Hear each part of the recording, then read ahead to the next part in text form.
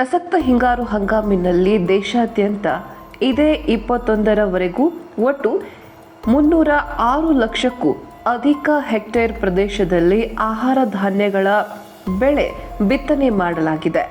ಈ ಕುರಿತು ಹೇಳಿಕೆ ಬಿಡುಗಡೆ ಮಾಡಿರುವ ಕೃಷಿ ಮತ್ತು ರೈತ ಕಲ್ಯಾಣ ಸಚಿವಾಲಯ 73.36 ಲಕ್ಷ ಹೆಕ್ಟೇರ್ ಪ್ರದೇಶದಲ್ಲಿ ಬೇಳೆಕಾಳುಗಳನ್ನು ಬಿತ್ತನೆ ಮಾಡಲಾಗಿದೆ.